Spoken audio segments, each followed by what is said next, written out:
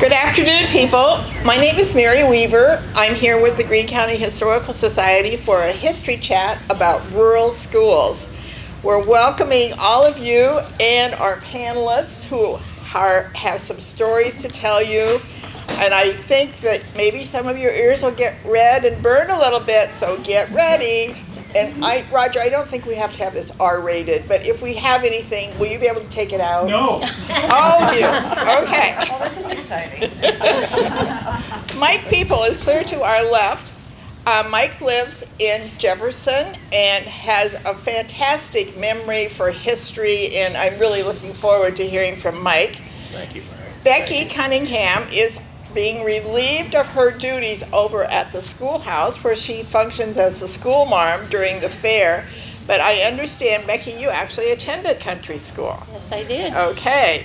So Becki is from Peyton. She serves on the board of the Greene County Historical Society. Mike, I don't know if you're on the board or not. Excuse me. No, just Diane. Diane, your better half is. Yes, absolutely. Okay. Absolutely. And next to me is Virginia Carlson. Virginia attended country school in Missouri, and I kind of had to talk her into coming because she said, well, I didn't go to Iowa, but she has a most unusual story about what her brothers did to her while they were walking to school. So I want Virginia to be sure to share that story. And Mike Minnehan, we're surrounded by Mike. Mike Minnehan is from Jefferson, and he attended country school also. Right. Okay. Greene County is really known for its education. The school, at one time, there were 14,000 country schools in Greene County, the most of any in the nation. Isn't that just amazing? Yes. In Iowa. Did I say the name? I'm sorry, Iowa. And there were about, and we're going to hand this map around, but there were about, in 1895, 3 to 6 schools in every township. Until in 1902, the legislature for our state of Iowa said children needed to be in school to age 14. And then in 1965, the legislature said that all schools needed to become a legal school district. And then that really brought the closure of most of the rural country schools. The school next door, where Becki is the school marm, is called Bristol number 7. And I can't tell from this map, I can see Bristol Township, but I can't tell what number 7 is. So if any of you as audience participants can help me figure out that would be a good thing. In 1874, it was built. It was known as the Minnehan School, but Mike and I talked, and it's not your school, but it's some of your relatives, like uncles. Right. Do I have that right? Right. Okay. In 1959, it ceased being a school, and then in 1967, the family gave it to the fairgrounds.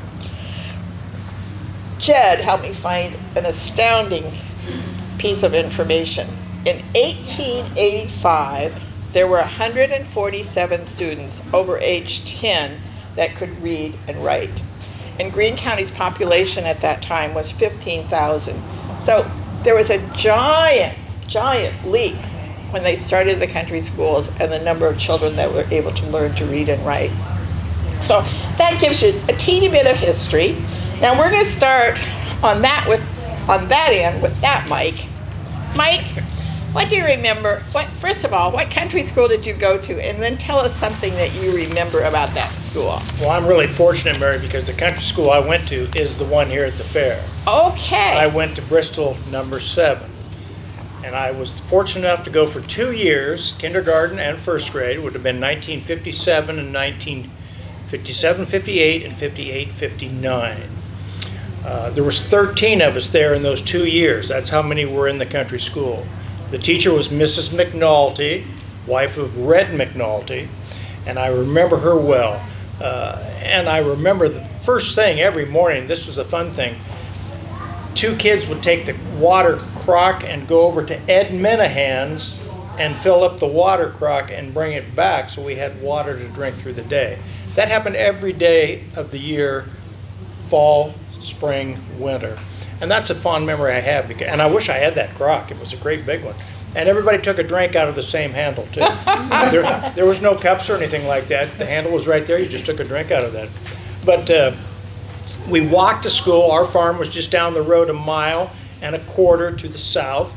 And I was surrounded by Rices and Minnehans. Everybody was a Minnehan or a Rice out of the 13 kids, except for John Belts.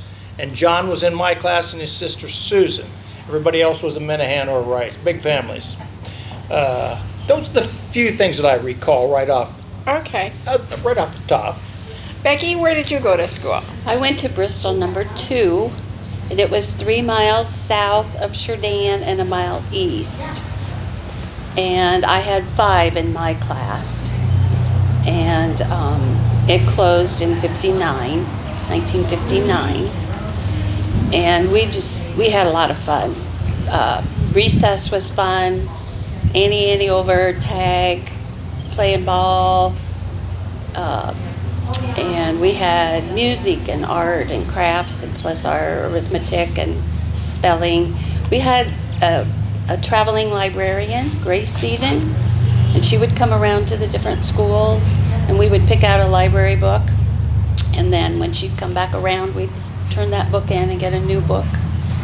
But the thing I remember was I would take a raw potato in the morning to school wrapped in aluminum foil, and then we'd place it on the stove.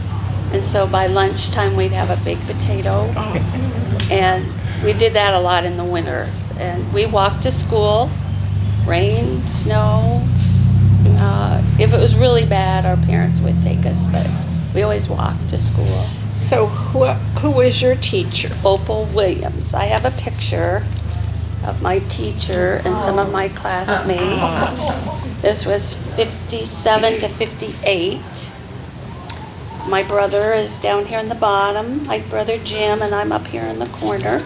Now, did Mike and Becki, did the teachers stay at parents' homes? Did they rotate around, or did they have like an apartment someplace? Becki, what do you remember? I think my teacher lived in Sheridan.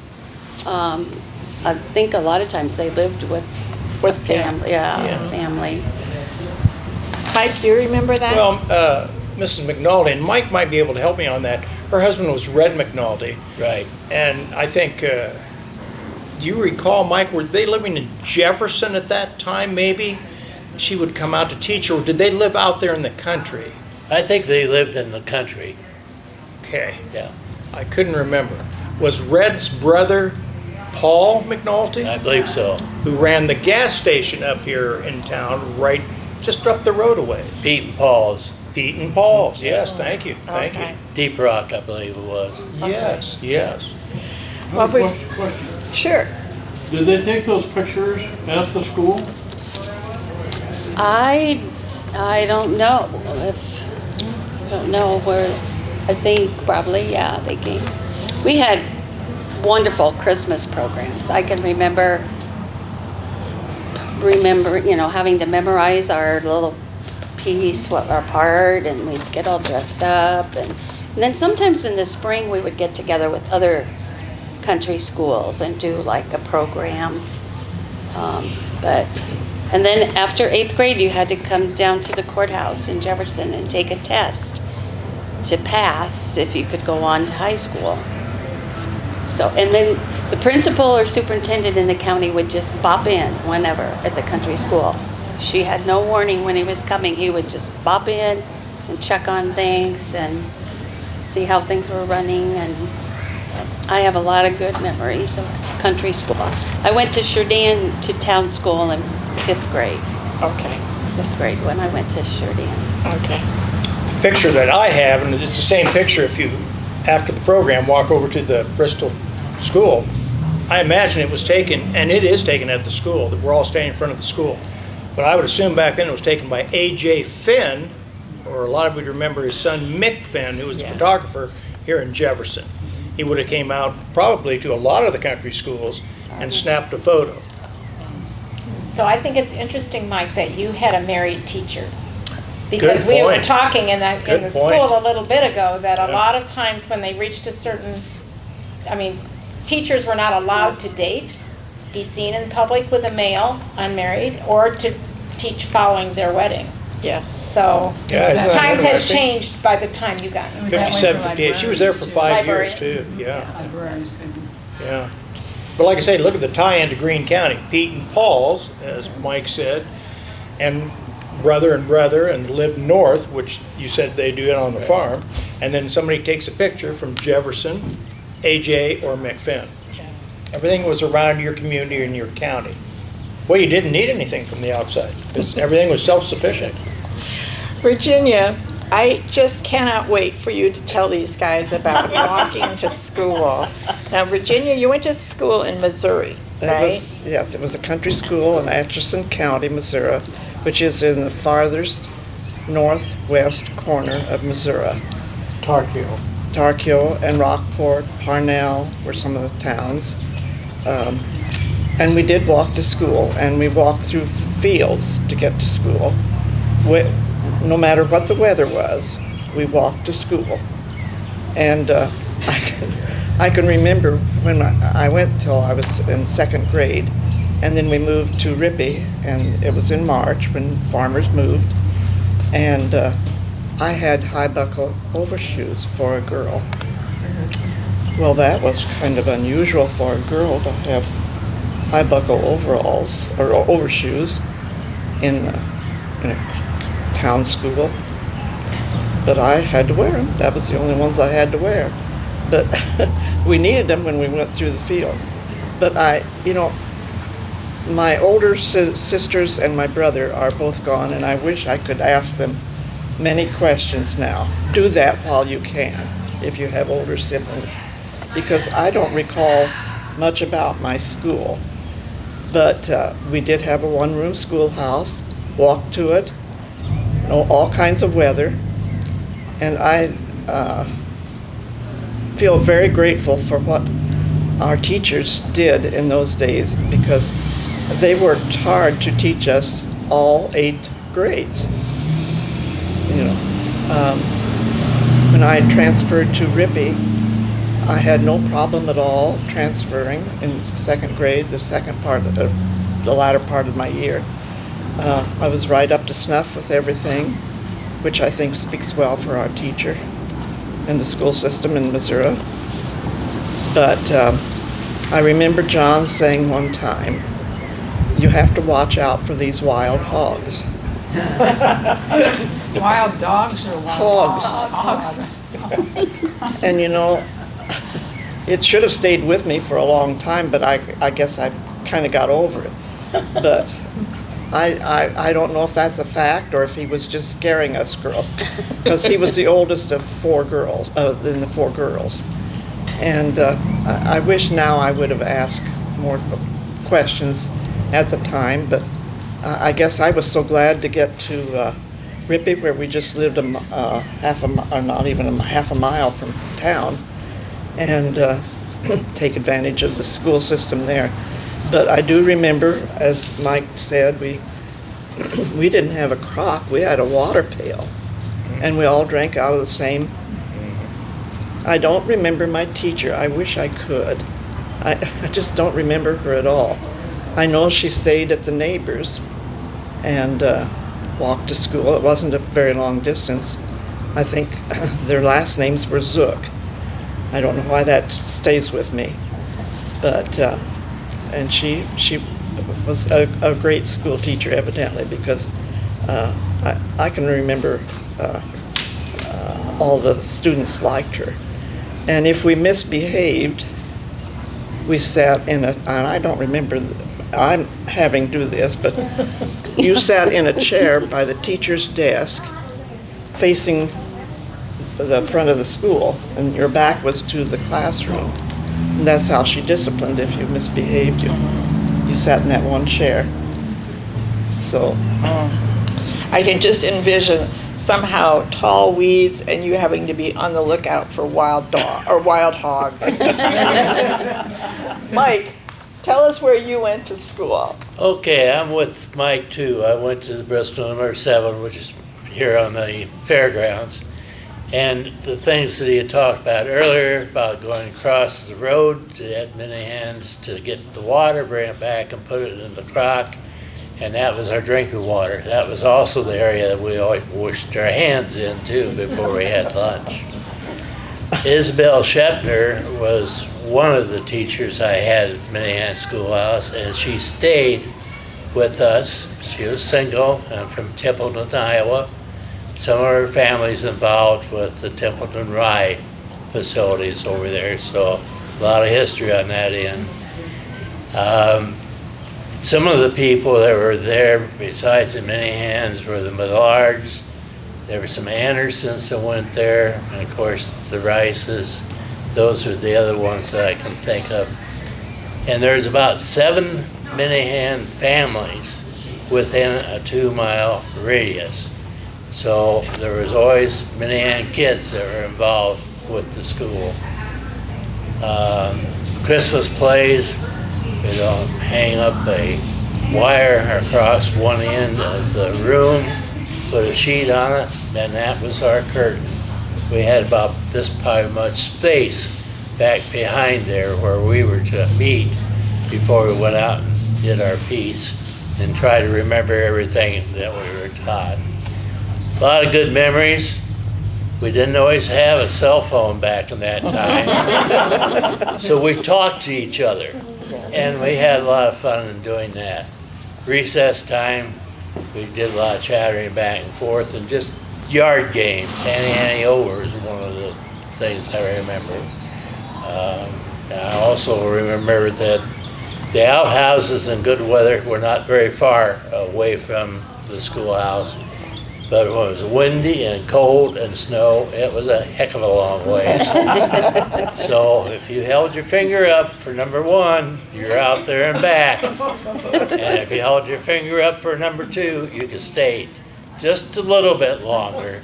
Not too much, but just a little bit longer.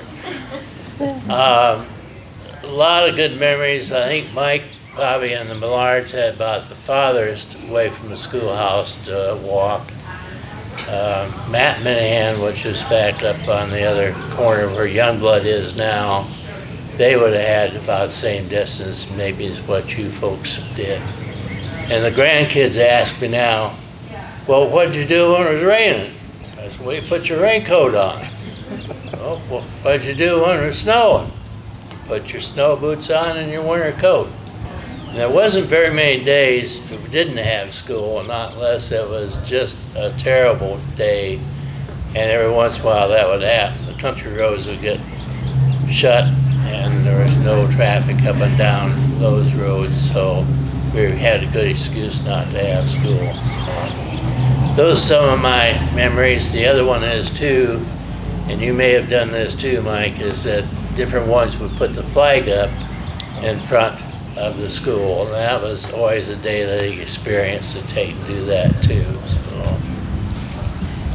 So Mike, this Mike, left Mike, when you went to country school, how was discipline handled?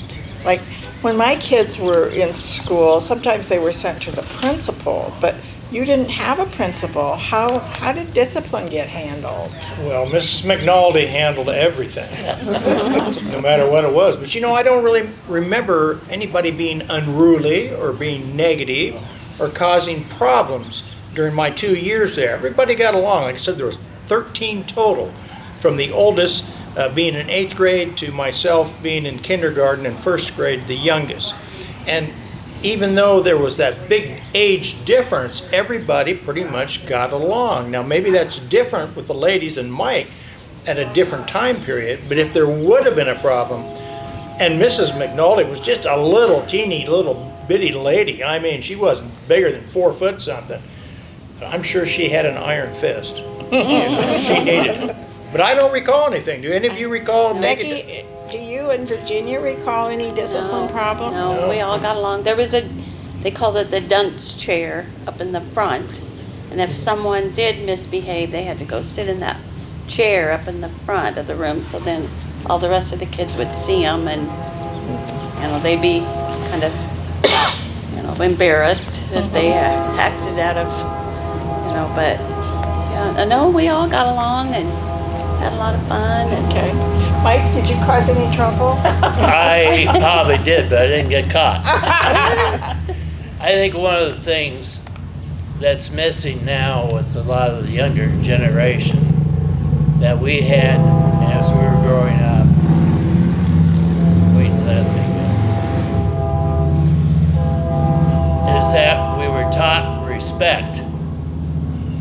You respect your teachers, you respected your law enforcement people, and your elders, if it was a grandparent or somebody. You respect what they were doing, what they were telling you. You may not have liked it, but you didn't take and not respect all those people. And I think over the years we've kind of lost a lot of that. It was nice to be able to take and talk to people, not to have people talking on cell phones back and forth. And I find out with my own grandkids that they may talk to somebody that's over in the next booth if you're in a restroom, instead of talking to them like we are here today. So. They text them if Right. they're in the other, yes. Mhm. So, Becki, when you went to school, did the girls sit like on one side and the boys on the other? Was it, because you said there were 5 in your class, was that in the whole school? Or No. 5 in your grade? in my grade. Okay. My grade. What was the seating arrangement? Well, the younger kids would all sit together, and then the next row of desks would be like the next grade. The bigger desk would be the older kids. So then they would be called up to the bench in the front and be asked questions from the teacher. And so then when they were done, they would go back to their desk and she would give them something to work on. Then she'd call the next class up and she'd ask them questions or have them do math problems on the chalkboard, and then when they were done, she'd send them back and give them something to work on. But when the older kids were up there answering questions, the younger grades maybe would not be working on what they were supposed to, and they would be listening to the older kids and learning from them what they were, asked. And so, yeah, and cursive. I remember practicing cursive every day. She was a big, wanted us to write very nice, and we practiced cursive a lot. We did maps, geography, the spelling, everything. And we had music, and we had art, crafts. It was Virginia, when you went to school, did you have that McGuffey's reader? Or how did you learn to read? Yes, it was a McGuffey reader, and we had textbooks that the teacher had, and I suppose she would copy at night some of the things that we were to, the tests and so forth that we were to, because there wasn't any mimeograph or photocopying or anything, and we would have our tests. But I just don't recall the classroom very much because I was only in 2nd grade, and I regret that I don't have my older sisters to ask how things were there. But I do know it was just a one-room schoolhouse. We all sat, as Becki said, we 1st grade and then the 2nd grade. We didn't have kindergarten. And I never even thought about it. But So were most people 6 or 7 when they started to school? probably so, at least Okay. 6. Okay. I often read about how cold it was. Can you talk to us about how they got the wood in the school, and who was the teacher putting the wood in the fire, or you, or was it a coal stove? Tell us about how you kept warm. Well, the closer you were to the stove, the warmer you were. Sure. So that was always a plus. And the baked potato, last time, those were really good coming off the back of the stoves. There was a building hooked onto the Minnehan schoolhouse, and would be just to my right, which would be to the west of the building as it sits out here now. And I think it was the adults, the kids that would take turns putting fuel in that building. And then it was up to the kids again to take and get the fuel as needed to bring it into the schoolhouse and put it in the heater or the stove at that time. And it was wood? We had wood and cobs and coal if we were lucky. The other thing that I remember about too, back in those days, that there was a film that came out with Walt Disney that was a space film, and we'll study in science fiction at that time in science classes. And we were able to come to Jefferson to the Iowa Theater and see this Walt Disney movie where there's a rocket that goes up into space, guys out floating around on a cord out there. Science fiction, that would never happen. Look at us today. We've been on the moon, we're trying to get to Mars, and all the things that's happened.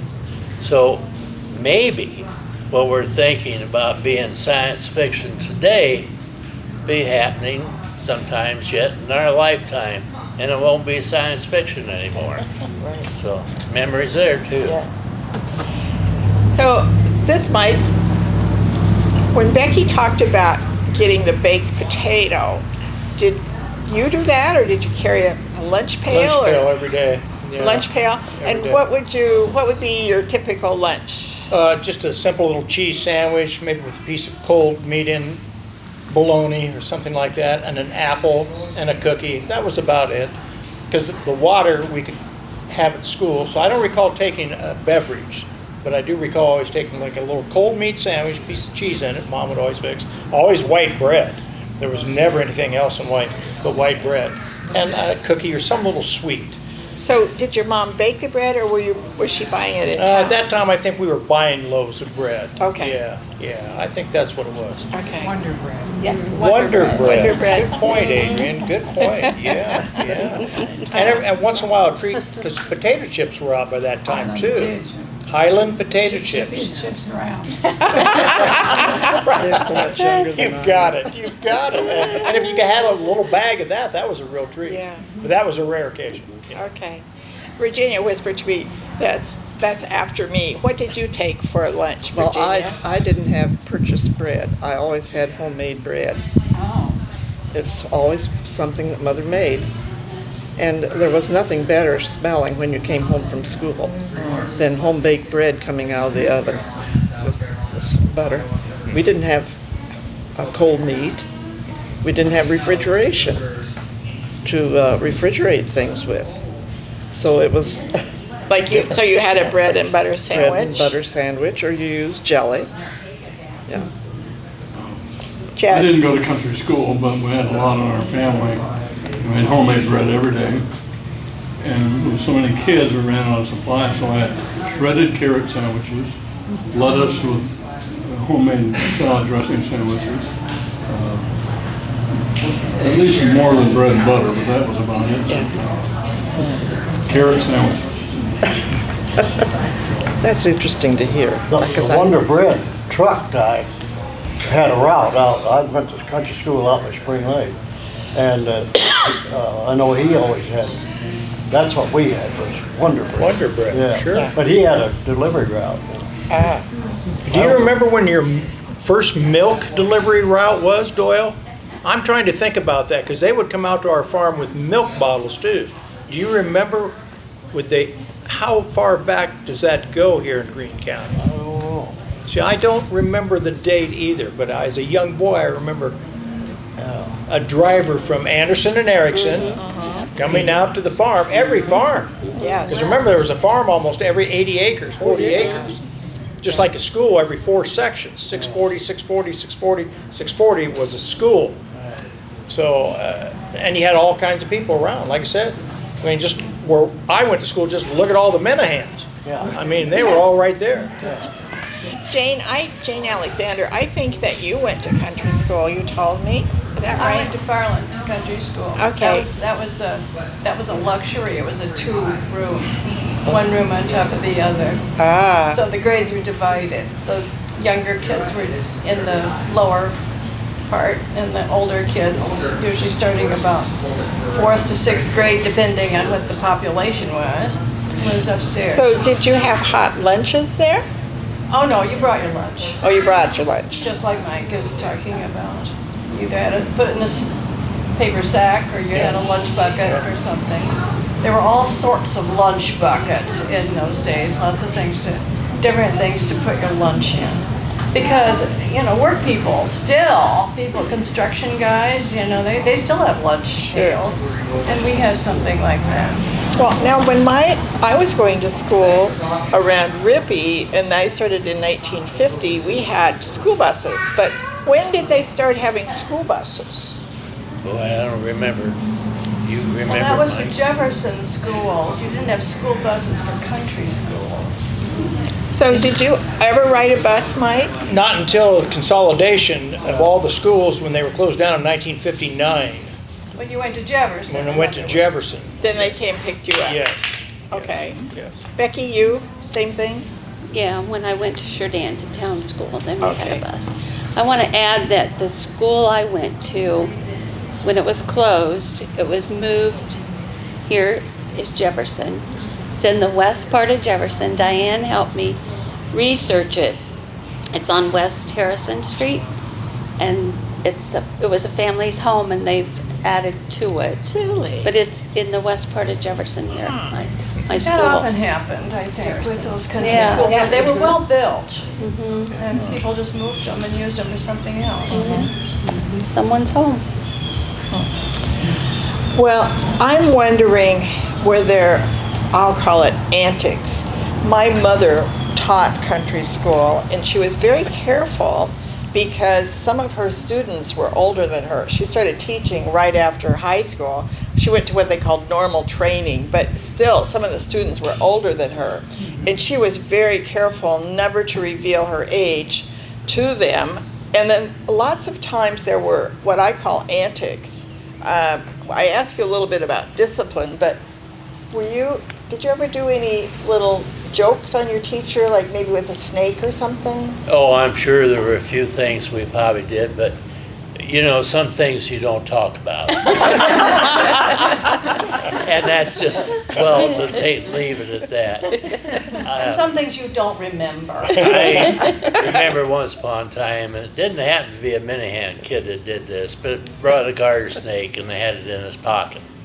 And for some reason he called up to recite something out of a book, and he reached in his pocket and pulled this garter snake out. It wasn't only the teacher that got a little bit higher up, but I think the rest of the students did too. Got in a little trouble for that, but it didn't last long, so. Uh-huh. Virginia, did any of the boys play tricks on you when you were going to country school? I don't recall that they did. They had duties to do, with the fuel for the stove. Brought in wood, I imagine, and filled the water bucket and so forth, but I don't recall Okay. any incident. Becky, when they started school, I've always read they sang all in our faces with bright shiny, all in our places with bright shiny faces. Did you do that and say the Pledge of Allegiance? Always did the Pledge of Allegiance. Did you every sing morning. Star Spangled Banner or anything? No, I just remember saying the Pledge of Allegiance. Every and- morning? Yeah. And then at the end of the day, she would pick someone to take all the erasers from the chalkboard out and bang the erasers, clean the erasers, the chalk out of them for the next day. That was a job that we got at the end of the day. And That was a special thing that you were chosen. Yes, yes. We Okay. thought that was the thing to do. Get to do. So Mike, what do you remember about, I'll call it the start of the school day? Did they take enrollment? Did she just know you all?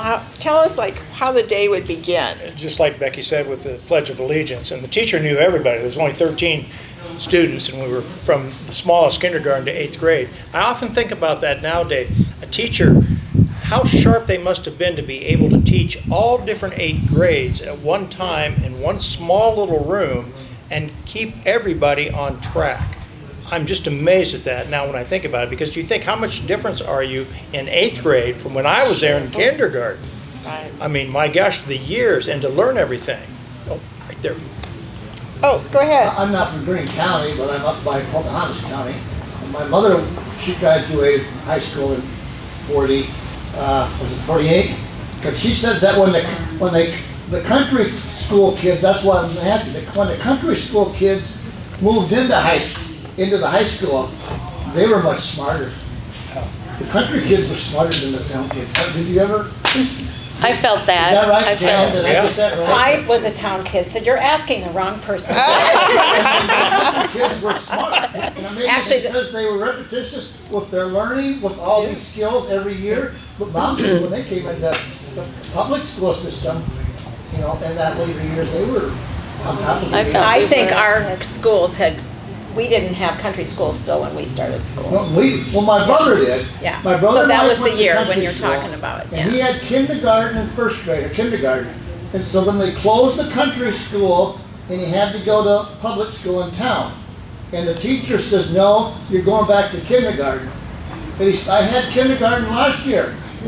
And they says, no, you gotta do it over. And my brother says, if I have to do it over, I'm gonna do everything wrong. I'm just gonna be obstinate, I'm gonna do it all wrong, because I've already had this. And that's what he said. But you definitely picked up from the older students. Yes. Yeah. Yeah, older students were important to you, weren't they? Because Yes. you did learn much more. That's why I said I'm amazed at the teachers when you think about it. And some of them were very young, Mary, or as you two say, extremely young, not much older than a student. And Yet- normal training was short. I mean, the amount of yes. Oh, I'll education bet. they had Yeah. to learn how to be teachers was not a big, long program. It I was think it was like relatively. 6 weeks or And something. a test, I think is what my grandma had to do. Yeah. So, My teacher was Frances Dunlop, and she married one of the guys. The Schmidt boys, you ever heard of the Schmidts out there by Spring Lake? oh, did that cause a little frill in No, I don't the think so. community? No, I don't think, he was out of school. Oh, he was out of school. He He was wasn't a out of school. student. Oh, okay. Doyle, where did you go to school? You said out by Spring Lake. Yeah, half a mile west of the Spring Lake gate. Okay. There was a country school set in there. And what was was that be Grand Junction No, it Township? was Hardin. Hardin. Hard to tell, but I don't know the number. Okay. But anyway, I was in school with all the Schmidt boys, and there were 5 of those guys, you know. And they were all, I don't know what to say, they were a little ornery, but that's the word, I guess. But they were, well, there was Harv and Bill and Jess, and what was it? Fred's the youngest one. He ended up in jail. Oh.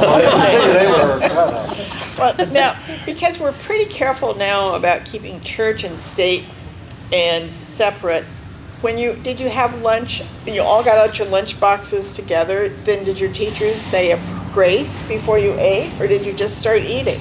I don't I don't remember. I don't recall them saying anything from a religious point of view. Okay. I think we were all hungry and just started to eat. Yeah. Okay. Get into that Wonder Bread or homemade bread. Yes. How about, see how many people that are in the audience went to country school. Raise your hands. Okay. Betty, where did you go to school? I lived in the country, obviously, so it was near Lamar's, Iowa. Okay. Just went kindergarten and first grade. I remember it not being a problem for the older boys. You know, they didn't cause trouble because they were all from farm families and they had to get home and do chores. Right. You know, they'd really be in trouble if they weren't, you know, home on time. So discipline was not an issue. And I do remember the dipper. We all used the same dipper. Yep. So were you smarter than the town kids? I'm feeling a little outnumbered. So, Jed? Again, I didn't go to country school, but my mother taught country school. She graduated from Iowa Normal, which is Northern Iowa. 2-year program. Went away in Northeast Iowa to teach in 1923. And I have an original contract that I gave to my son. It was $60 a month. And she lived with a farm family. But when she got married in 1923, she had to quit. Yeah, she was done. She was done. Adrian? My mom was a school teacher too. Where did she teach, Adrian? I'm not, where? I'm not sure, maybe the Minnehan or, you might know. She was Patsy Hastings and Dwayne Young's teacher. I remember Okay. Patsy telling me that your mother was my teacher. So I don't know how old when that would be. We really looked hard. Jed helped me, and we looked hard for a teacher, someone who had taught country school, and we just couldn't find anyone. That's too long ago. My mother taught. Your mother taught Country school in Missouri? in Missouri. Okay. And I don't know. We would buy that. I don't know. I think if we'd have one of those teachers that had taught in a country school would be able to be here, that she would have a heck of a lot of stories to tell. Oh, I bet so. That would be on the other side of the coin. We as students then take and reverse it and have the teacher kind of talk about some of the things. But like you say, I'm not too sure there's any teachers, and there may be, that are now living in Greene County that have taught in a country school. That time's rolled around. I found one person from Dallas County, but they were in a nursing home and just unable to get here. Yeah. You have a question or a My comment? brother Mike, just a year older than I, but when they got married in the around late 70s, he got a job in Nebraska, and his wife graduated from UNI, and she was a teacher in Iowa, and she went out to Nebraska. They lived in Nebraska, and she taught school in Nebraska in the late 70s in a one-room school. Really? They still have the one-room schoolhouses out there around Columbus, Nebraska, and all the grades were there. And she taught in the late 70s in a one-room schoolhouse. Deb Kroska taught she's from our town, Yeah. and she taught in a one-room country schoolhouse until, I'm gonna say maybe 15 years ago. Really? 10 years ago, yeah, in Nebraska. Huh. It was a very modern school by now, but I mean, Yes. it was still that rural, several grades. Yeah. So, I was fortunate enough to work for South Dakota State University for a number of years, and I had students come in from western South Dakota that their nearest neighbor was 40 miles away, 50 miles away, and they would go, back then, a country boarding school. Oh. And that lasted, as up until the 70s, and I was amazed at that. They would get 12, 14 students who would go to one small little area and go to a boarding school. So when they came to South Dakota State University, it was amazing. There was 10,000 students there when I worked at South Dakota State University. First thing they did when they got to the university, they'd go to the student union, they'd get in the elevator and go up and down. Because none of them have ever seen an elevator. I'll never forget that. First thing they did, go to the student union and ride the elevator. Wow. But that was back in the 70s, because I was there from 78 to 83, 82, and they were still out in the country. But like I say, it was a little different because it was a boarding school. So did they stay there the whole school year, or did they go home on the weekends? Went or- home during the holidays. That was it. Okay. Summer vacation? Summer they went home, and Christmas they went home. And that was it. So they didn't work in the fields or anything? No, and like I say, some of these students I had, their nearest neighbor was, and they came from big ranches. Yeah. I mean, 40 miles away was your closest neighbor, and I'm thinking, my gosh. Of course, if you've been to western South Dakota, Yeah. you know what it's like out there. Yeah. When is it? Oh, Betty, go I ahead. was just gonna say, we moved here from Charles City, and there was a huge Mennonite contingency there, and they send their students to one-room schoolhouses, Floyd County, there's 4 country schools, Mennonite. all Mennonite. Well, the Amish still do that, right? I mean, it's still the Amish Yeah, school. so do the, yeah. Mennonites, Hutterites, Amish, and other religious factions, I think. I have a question. How many, your schoolhouses have bells, school bells, and did they use them? Had a handbell. Yeah. No. We had the bell. You had a bell up on the roof? Yes. Oh, yeah, we had a I bell. do remember that. Number 5 did in Farland, Iowa. They had a We had a bell. bell. Didn't you have a bell Beg on the pardon? building? There was no bell on that building? No, it was bell up on the roof. The Yeah, bell that's the, number didn't 5. you ever ring that? Yeah, I did. But he ranked number 5. But you weren't supposed to. There's bell rope that went from the top floor down to the bottom floor. The teacher on the bottom floor was the one that usually would take and ring the bell. But Don Marsh and I were on the second floor, and we knew about what time the teacher on the bottom floor was going to ring the bell. She grabbed a hold of the rope on the bottom, we grabbed a hold of the rope on the top, we started pulling, and we pulled her up off the ground. If you want to hear somebody scream, she did a real good job of that. So we kind of got in trouble for that. Did you have to sit in the discipline chair? Didn't do it again. Virginia's asking if you had to sit in the discipline chair. I think we were probably way out farther than that.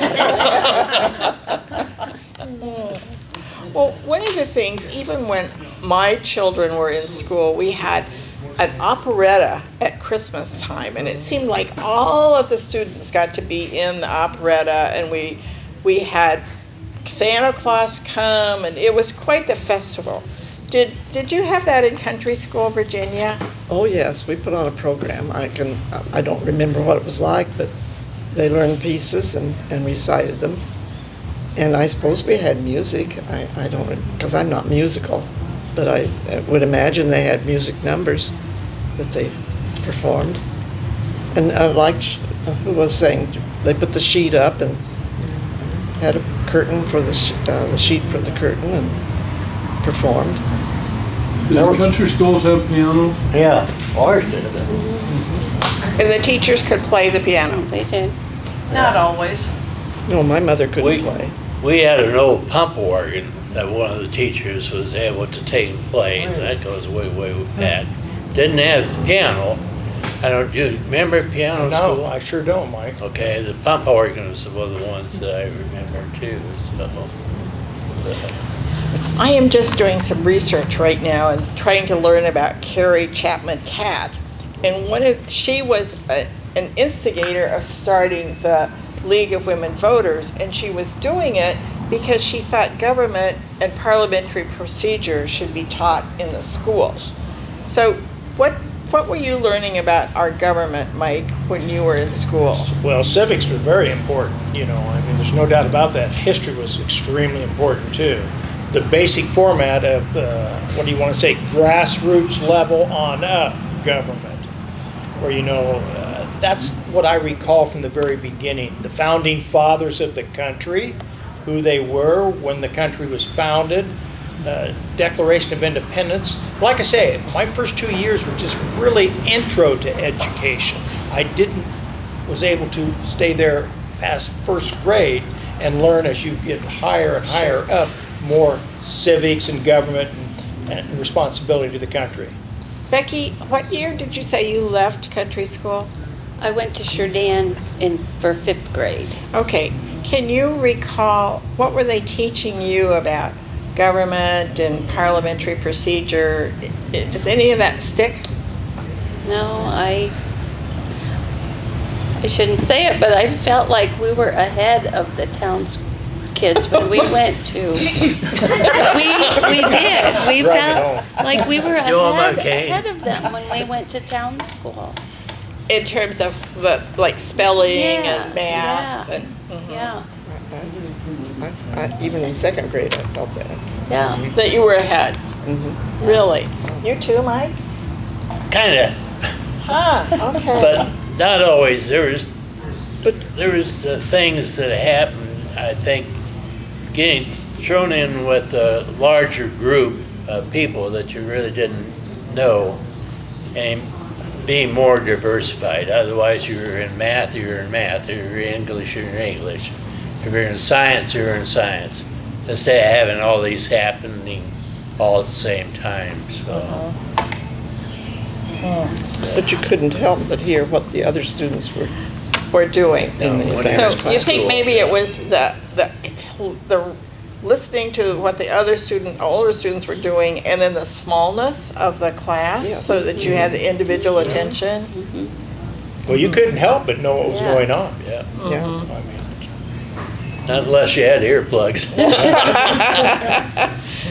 Tell us, Becki, what you wore to school. Like, did the girls A lot always of wear dresses. dresses, no pants? Yeah, because of that picture in the country school, the picture, all the girls have on dresses. Oh, yeah. And maybe in the winter when it was cold, slacks. But we dressed, dresses and skirts and, it was. No slacks. No slacks. I don't remember. Even when I went to high school in Peyton, Jourdan, we wore skirts and hose You did. and dresses. Slop day, they would have slop day every once in a while on Friday, and we could wear pants or jeans. They called it slop day. Yeah, slop day. We could wear some pants or jeans on a Friday, but otherwise, I remember wearing hose and nice shoes and skirts and sweaters and. So when you walked to school on those really cold days, if you did what we town kids did, we had to put pants on underneath our dresses. We had to have a We dress did, on, yeah. but we wore slacks and boots and all Jeans that. or slacks Yeah. under. I thought that was the stupidest thing. Then we had to undress in the hall. Yeah. Put your pants in the locker. Adrian, we couldn't hear. Would you say, are you comfortable saying it again? Oh, What did you say? I couldn't hear you. I thought that was just the stupidest thing, putting pants on underneath our dresses. Kept you warm though if you were walking in the winter. Yeah. Or wore long stockings too. Yes. And then rolled them up when you got to school. Could you hear, we have to say that louder, so that'll be on the tape. Say that again, Virginia. Well, we wore long stockings. And then after we got to school, we rolled them up. So you couldn't see them. Oh, our time is flying by. We only have 7 more minutes. Oh my goodness. Let's do a round of what we want to be on the tape and what we want the audience to remember. And then we'll ask the audience. So you first, Mike. Going to country school, there's lots of memories, lots of good memories. And like everybody has kind of discussed up here, they're all just about pretty much the same. We would go gather water, we said the Pledge of Allegiance, and knowing about all the other classes, what they were talking about. When you got to that next level, you kind of heard some of the same things. So I think it's been a very interesting discussion. Thank you. Virginia, what would you like to part with? Well, Carla asked me, our daughter asked, what games we played. And I remember we did play Pump Pump Pull Away, Fox and the Geese, is it, or Goose? Yep. And what else? Oh, we played Annie over with a ball over the schoolhouse. We had lots of games that we played together, the whole school. So the little kids could play with that game with the big kids. Yes, I Okay. do remember that. Becky, what do you want us to remember that you want to share? I had very good memories. I have lifelong friends from country school. I had 5 in my class, and there's 4 of us that still, we get together every once in a while. We still communicate with each other. And when we went to town school, those kids welcomed us. They let us in their group.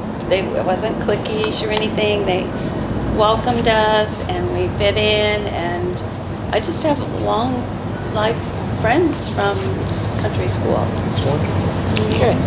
Mike, what can you share? well, thanks for having all of us here today, Mary, you. to share that. I'm really fortunate because the school I went to is right here. One thing I want to ask all of you, when you go over there sometime, look for my father's name, John Piepel, because he carved it in a wall. And I've never been able to find it, but I'll never forget Dad telling me that I carved my name into a wall or a floorboard over there. So I've never been able to find that, but that's kind of a memory I had. We didn't do that when I was school because Mrs. McNulty would have caught you right away. Yes. And I imagine Dad went over there when school was not in session. Oh. Because I remember it was so easy to get to school. And on nice days, I remember that we used to walk across Mike Minnehan's farm, his dad John. Instead of going down the road and turning and going, we would just kitty corner, go right to the school from Mike's farm, go in the back field when it wasn't planted, and walk there and get there much earlier or get home much earlier. And it was safer because then you were away from traffic. Well, one thing and dogs. I don't know, if you had to walk by a farm place with dogs. Oh, yeah. Dogs didn't like you walking through the Right and through, yeah, and that was always a challenge, but yeah, those are just some little things you remember and recall. Yeah, thank you, Mary. Sure, go ahead. But country school in the fall, then was school suspended so the boys or even girls could go out and pick corn by hand? Was there a time when they took a break from school so they could all get crops in? I always thought my dad said that. I've heard that too, but we'd have to ask Mike or Doyle or Virginia, because when I was at school, no, you went to school. Right. Do you recall? Yeah, they did in Peyton, In Peyton? in They the took high time school. off? Okay. They Time let off. school out so Yeah, you could 2 harvest? weeks. Oh, Okay. 2 weeks, okay. Okay. You too, Mike? No, I don't think we did in our area, not that I recall anyway. Okay. So, I want to run through the audience if you're comfortable. Tell us something that you would like to share about country school. Jane, can we start with you? Sure. Christmas was always, I think everybody who went to country school is going to agree that Christmas was always a special time because we took a lot of time out of class time in order to get ready for a Christmas program. It was a big deal. Christmas had a program. We had many different plays that we produced, and that was a big deal, I think, in all of the schools, but it was particularly a big deal in mine because downstairs we had a stage. I mean, it was really a stage in the lower level of that school, and I think in most schools that were designed that way, they were like that. And we had a curtain that you pulled, like it was a regular curtain like you'd have when you got to high school. And we would learn how to operate that. The wings were kind of the stairway that went to the basement.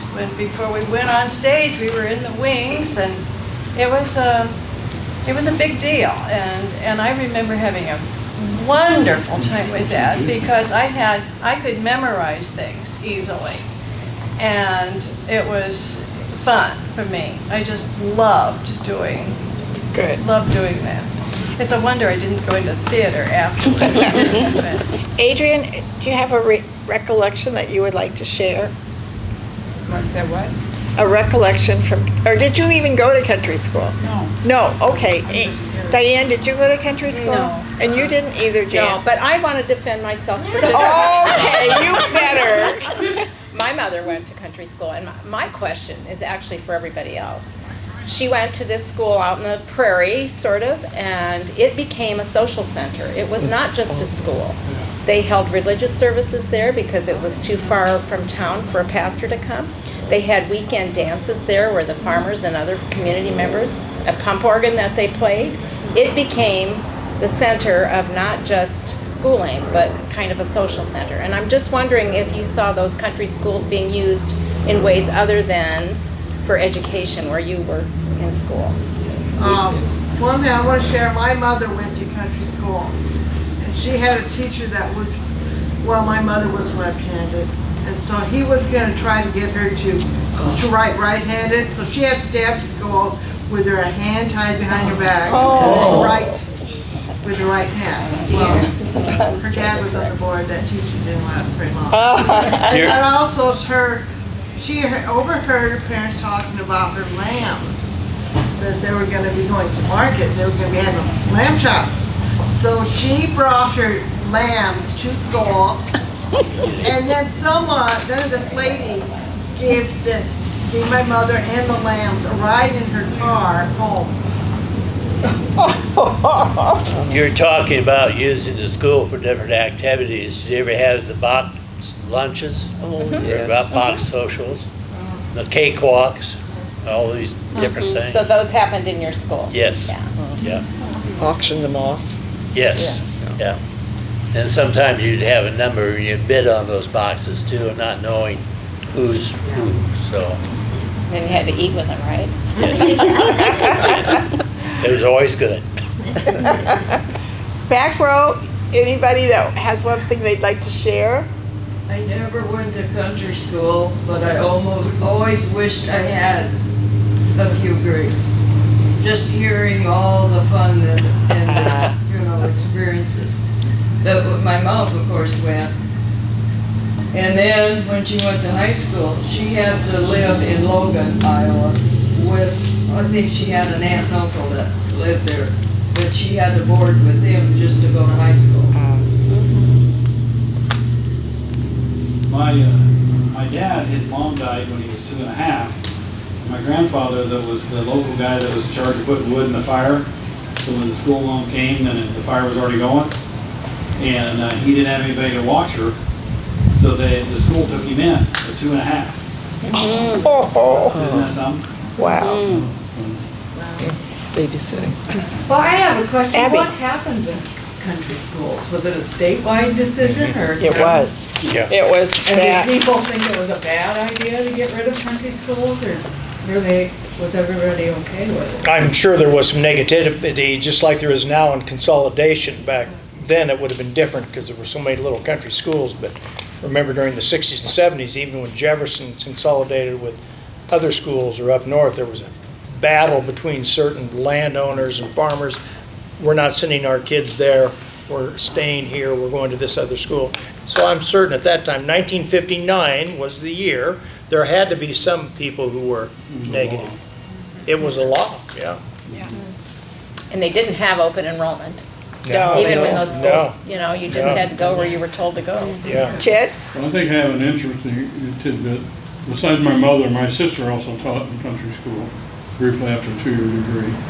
I used to go visit her some days we had off. I remember we played baseball or played ball outside during recess. And across the street was a local country cemetery, and that's where the ball field was. And the tombstones were the bases.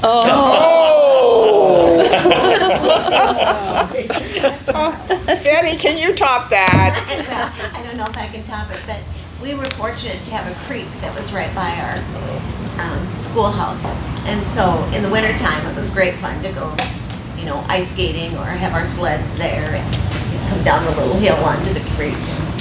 So that was a fun memory. Doyle, I skipped you. You have something? My dad was an immigrant, and he learned to speak English when he went to country school, because he didn't speak English yet. Where was he from? He was from Sweden, Okay. and he came over when he was 10 years old. And he went to a country school that's about 3 miles east of Piepel. And the teacher taught him English, Wow. Yeah. That's a great story. I just have one question. How did you know if there was not going to be school in the morning? Yeah. There always was school. It was always school. Doyle's right, there was always Oh, it school. could be really snowing now. I mean, really. If the roads weren't cleared, you didn't go to school. If you didn't I don't remember missing any day in 2 years. Maybe the rest of them do, but I don't remember ever not having school. You had a phone. I'm guessing all of you Had a country phones. line. But early country They didn't have a schools, phone they at the wouldn't have school. phones. You didn't have one out there by Spring Lake. No. That was our newspaper, Yeah. the country phone line, about 12 people on the line. 2 longs and a short. Yes. Barb, did you have anything you'd like to add? Do you have anything else? Yeah, I did. When we got married, our township, country school was our election where we went to vote. Yeah. So I worked there at the poll, and of course there was no indoor plumbing, so I had to go home. I got paid for mileage every time I went home, and I got a phone call reminding me to vote. But just before, the day before election, a skunk and it underneath. Oh. So they had to, but yeah, that was one that was used as election poll, and then they brought it, I think, it's kind of like a living history farm in Pocahontas County. But yeah, my mother, she told me memories of going to country school. She had to learn English too, when she started country school, because her parents only spoke German. And one time her dad had said something and she says, "What does this word mean?" Oh, she was in trouble. People, this just flew by. In fact, we're a little over. Thank you all so much. Panel, didn't the panel do a great job? Hats off to you for getting this all coordinated and arranged. Thank you much. And people, class is dismissed. I want to look at the sign and see if these guys that went to 7 can find it for us. Okay. And Diane, did the person come that was interested in finding her Willow School? She's not here. Okay. All right, we'll get this out. Somebody should know. You should know where it is. Thank you, Mary. Take a look right here. Thank you, Mary. The Willow School is still. It's neat to have. So which one do you think it is? Right in the middle of Bristol Township. You'll see Bristol Township there.